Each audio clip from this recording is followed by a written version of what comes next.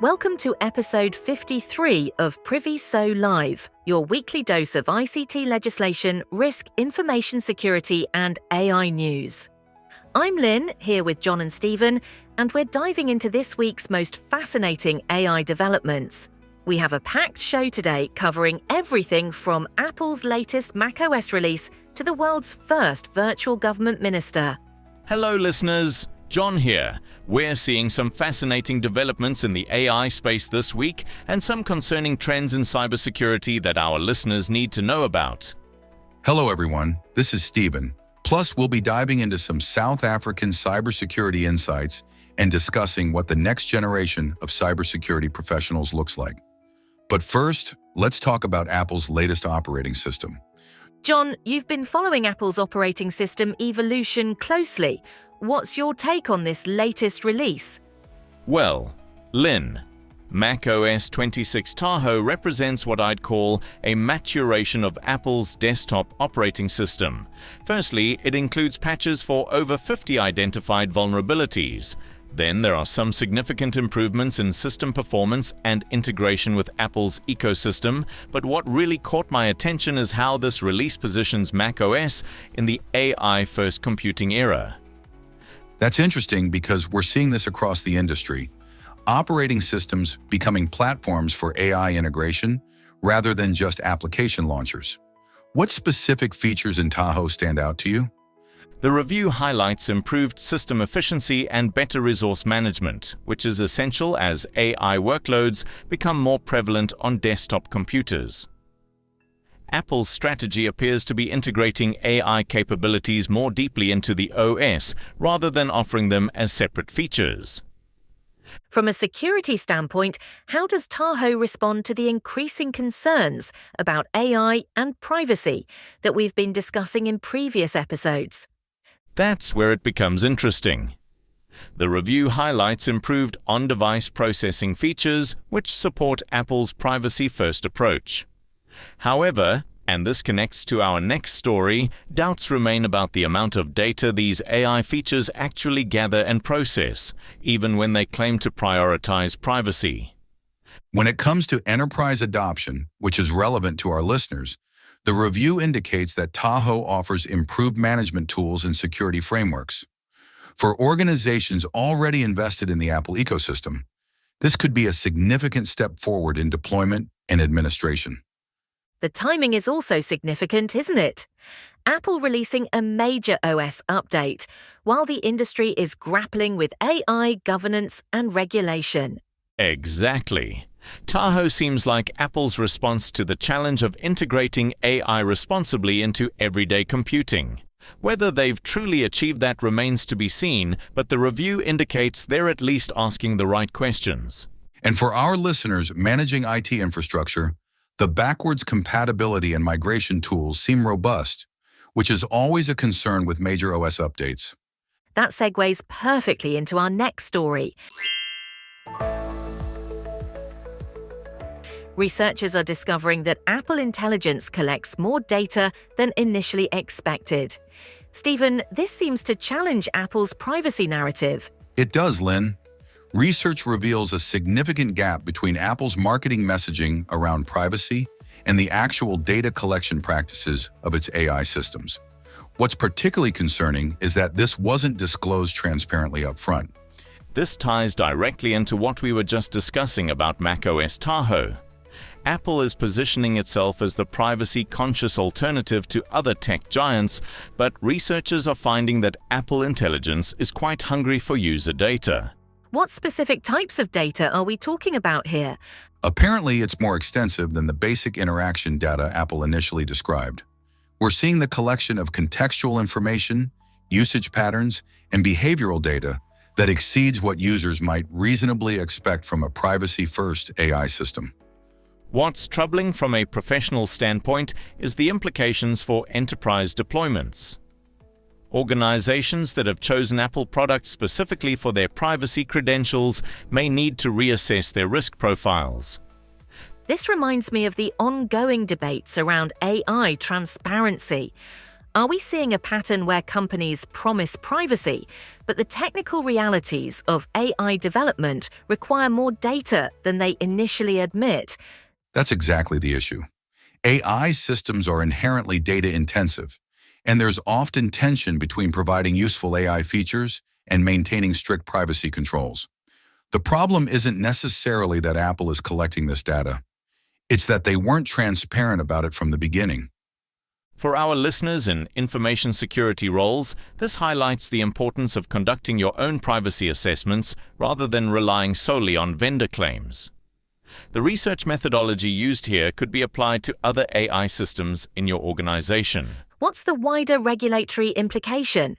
We've been monitoring various AI governance frameworks around the world. This could accelerate regulatory scrutiny, particularly in jurisdictions with strict data protection laws.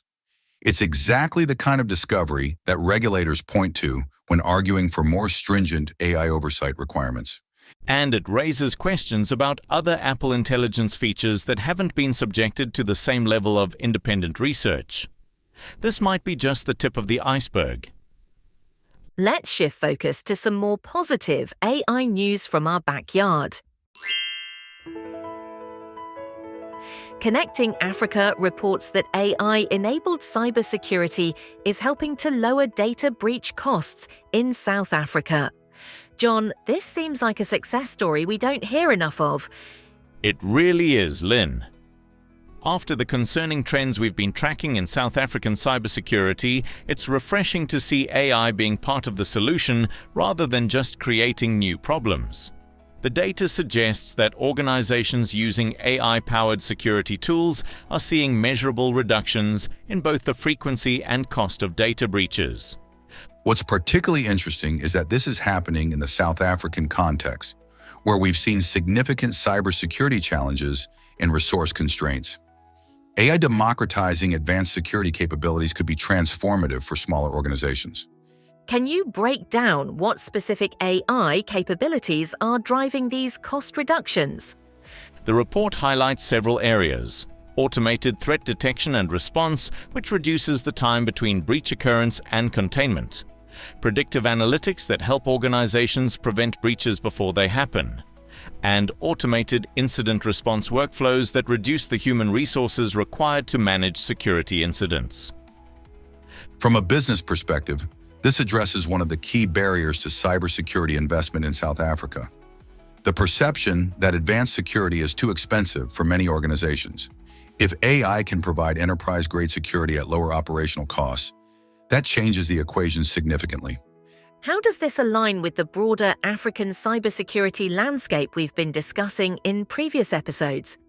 It's encouraging because it suggests that African organizations don't necessarily need to follow the same expensive, labor-intensive security models that developed markets have used. AI could allow leapfrogging to more efficient security approaches. The timing is also crucial given the increasing digitization across Africa and the growing cyber threat landscape we've been documenting. Having AI-powered defenses become more accessible could be a game changer for regional cybersecurity resilience. Are there any concerns about over-reliance on AI for security, particularly in markets where cybersecurity expertise might be limited? That's a valid concern. AI security tools are powerful, but they still require skilled professionals to configure, monitor, and interpret their outputs. The risk is that organizations assume deploying AI tools automatically makes them secure without investing in the necessary human expertise. But even with that caveat, the cost reduction data suggests that AI is making cybersecurity more accessible, which has to be seen as a positive development for the South African market specifically, and Africa more broadly. Now, let's turn to a more worrying AI story. Security Week reports on a server-side data theft attack specifically targeting ChatGPT's deep research feature. Stephen, this feels like the kind of sophisticated attack we've been warning about. Exactly, Lynn. This attack shows how cyber criminals are deliberately changing their methods to exploit AI systems and their specific weaknesses. What's especially worrying is that this affects ChatGPT's research abilities, which many professionals increasingly depend on for their work. The sophistication here is notable. Rather than attacking users directly, the attackers are going after the server-side infrastructure that supports ChatGPT's research functions. This suggests a deep understanding of how these AI systems operate and where their vulnerabilities lie. Can you explain how this attack works and what data is at risk?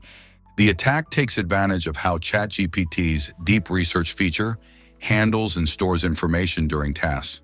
When users seek comprehensive research on topics, the system temporarily retains and processes large amounts of data server-side. The attackers identified methods to access this data before it is properly secured or deleted.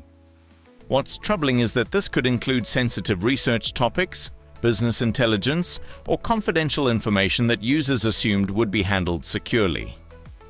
Many organizations are using ChatGPT for research tasks that involve proprietary or sensitive information. This seems to highlight a broader issue with AI system security. Are we seeing these systems become high-value targets? Well, AI systems are attractive targets because they often process large volumes of diverse data, they're relatively new, so security practices may not be mature, and they're increasingly integrated into critical business processes. This attack on ChatGPT's research feature is probably not an isolated incident. From a risk management perspective, this emphasizes the importance of treating AI systems as critical infrastructure that requires dedicated security measures. Organizations cannot simply assume that because they are using a reputable AI service, their data is automatically secure. What should organizations be doing to protect themselves when using AI research tools? Several things. First, understand exactly how the AI service handles and stores your data. Second, avoid inputting truly sensitive information into these systems. Third, have clear data classification policies for what can and cannot be processed through external AI services. And fourth, monitor for any unusual activity or data access patterns. This also highlights the importance of having incident response plans that account for AI system compromises. Traditional IR processes might not adequately address the unique ways AI systems can be attacked or the types of data that might be exposed. And longer term, we're probably going to see more targeted attacks on AI systems as they become more prevalent and valuable. This ChatGPT attack might be a preview of things to come. Speaking of concerning cybersecurity trends, IT News Africa reports on the increase of infostealer malware and ransomware in South Africa. John, this appears to be part of a broader pattern we've been observing. It really is, Lynn. The data shows a significant uptick in both infostealer attacks and ransomware incidents specifically targeting South African organizations. What's particularly concerning is the sophistication of these attacks and how they're specifically adapted for the South African market. Infostealer malware is especially insidious because it's often the precursor to more serious attacks. Criminals use these tools to harvest credentials, financial information, and system intelligence that then enables larger-scale breaches or ransomware deployments. Can you explain the connection between infostealers and ransomware for our listeners who might not be familiar with how these attack chains work? Certainly. Infostealers are typically deployed first to gather intelligence about the target environment, user credentials, network topology, valuable data locations, and security tool configurations. This intelligence is then used to plan and execute more targeted attacks, often culminating in ransomware deployment for maximum financial impact. What's particularly troubling about the South African context is that many organizations are still building their cybersecurity capabilities, making them more vulnerable to these multi-stage attacks. The criminals are essentially exploiting the cybersecurity maturity gap. The report mentions specific trends in the South African threat landscape. What patterns are emerging? We're seeing attacks specifically tailored to South African banking systems, payment processes, and business practices.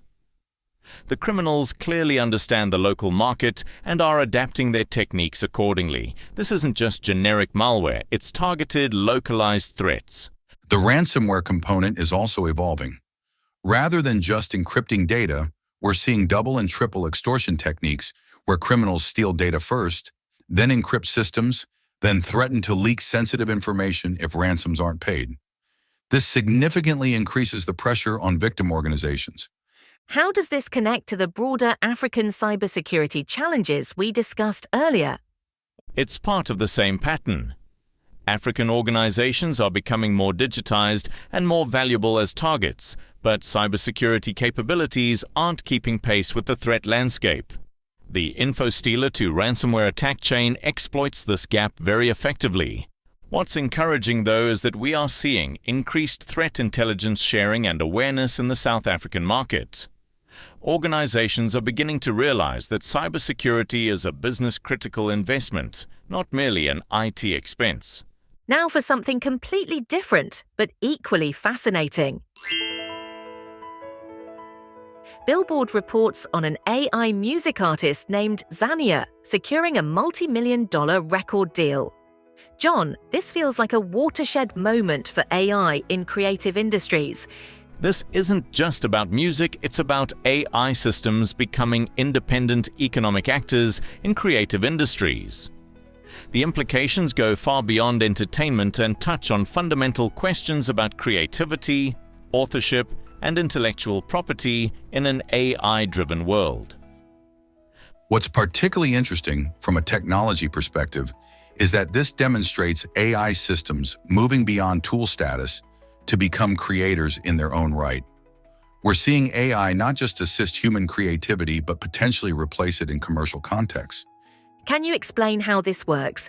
Is Zania a purely AI creation, or is there human involvement?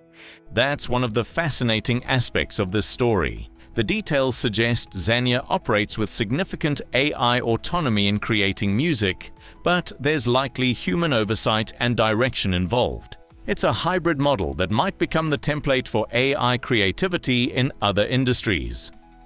The business model implications are staggering.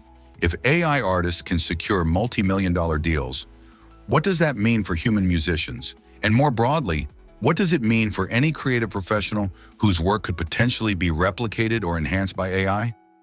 This seems to raise significant questions about authenticity and value in creative industries. Yep. Consumers are effectively paying for music generated by algorithms rather than human experience and emotion. It questions core assumptions about what makes art valuable, whether authenticity needs human consciousness, and more subtly, how much AI will shape the collective zeitgeist. From a business perspective, it is also highly efficient. AI artists do not need breaks, do not have personal lives that interfere with productivity, and can potentially produce content at scale that would be impossible for human artists. How does this connect to the broader AI trends we've been discussing throughout the show? It's part of the same pattern we've seen with AI in cybersecurity and other fields. AI systems becoming more autonomous and taking on roles previously reserved for humans. The difference is that this is happening in creative industries where we might have assumed human uniqueness would be more protected. It also raises interesting questions about regulation and rights. If an AI system is generating millions in revenue, who owns that money? Who's responsible if the AI creates something problematic? How do we handle copyright and intellectual property? And we're seeing similar developments in other creative industries. Yes, we're seeing AI systems in visual arts, writing, and even film production securing commercial success, as we mentioned in episode 52. Zania might be notable for the scale of the deal, but the trend toward AI creators is much broader. What's particularly relevant for our listeners is that this demonstrates how quickly AI can disrupt established business models. The music industry is traditionally quite conservative, so if they're embracing AI artists, it suggests the technology has reached a tipping point. What should professionals in other industries take away from this development? That AI disruption isn't just about efficiency or cost reduction, it's about AI systems potentially replacing human roles entirely in ways we might not have anticipated. Every industry needs to be thinking about where AI could move from a tool to a competitor. And it highlights the importance of understanding what makes human expertise unique and valuable in an AI-driven world. The professionals who thrive will be those who can clearly articulate their irreplaceable value. Our final story today feels like it comes from the Twilight Zone. Politico reports that Albania has appointed the world's first virtual minister, an AI system that will handle citizen services. Stephen, this feels like science fiction becoming reality. This story is insane. It really does, Lynn. This is a significant moment in AI governance and public administration. Albania is essentially experimenting with AI systems, taking on formal governmental roles, which has implications far beyond just citizen services. What's fascinating is that this represents AI moving into one of the most traditional and human-centered domains: government and public service. If AI can effectively serve as a government minister, it raises fundamental questions about political representation and democratic accountability. We could do with some of this in South Africa. However, how is this virtual minister supposed to work? What specific functions will it perform? According to the report, the AI minister will manage citizen inquiries, handle routine administrative requests, and possibly provide certain policy recommendations. It is designed to be available 24/7 and support multiple languages, which could significantly enhance government accessibility. From a technology perspective, this requires incredibly sophisticated natural language processing, policy understanding, and decision-making capabilities. The AI system needs to understand complex regulations, interpret citizen requests, and respond appropriately to a massive range of scenarios. What are the potential benefits of this approach? Several notable advantages: reliable service delivery without human biases or fatigue, 24/7 access to citizen services, the capacity to support multiple languages and accessibility requirements, and potentially quicker processing of routine requests that currently slow down human administrators. It could also provide valuable data and insights about citizen needs and government service gaps that might not be obvious through traditional channels.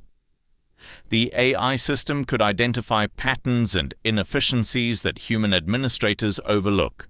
But there must be significant risks and concerns as well. Well, of course, democratic accountability is a significant concern. How can we hold an AI system responsible for its decisions?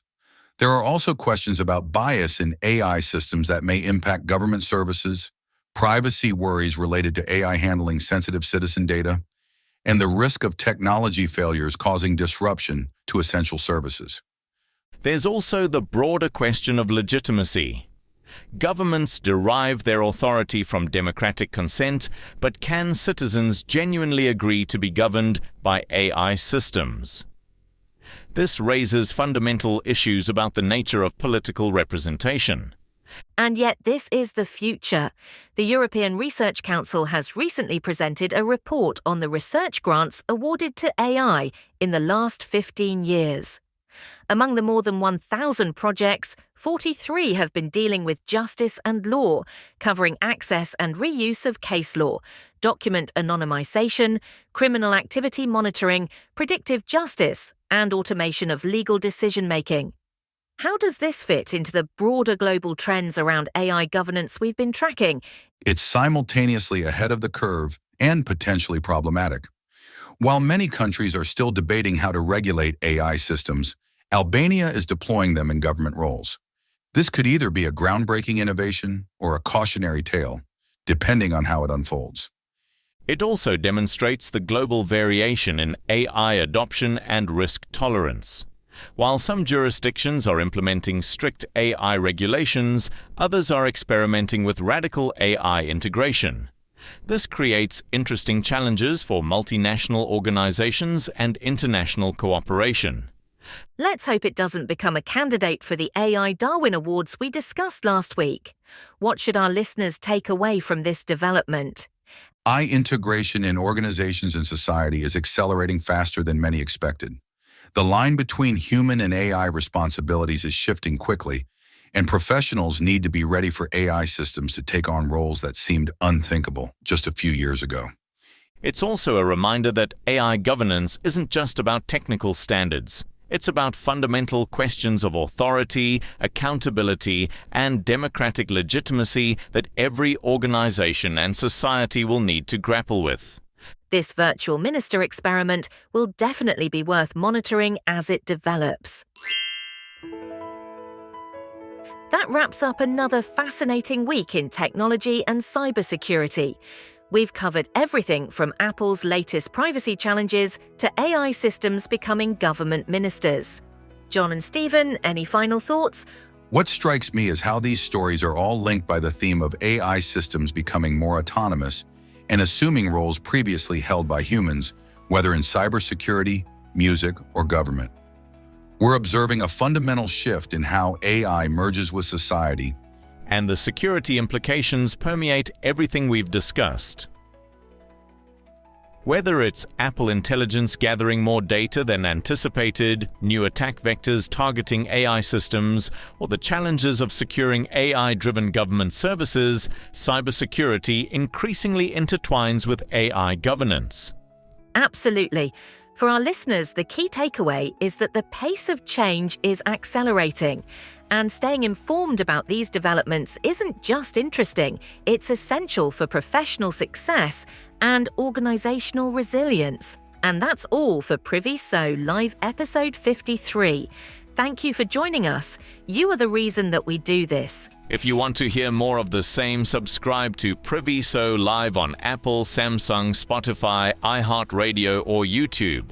And if you need security, risk, or ICT legislation advice, contact Priviso Consulting directly at admin@priviso.co.za.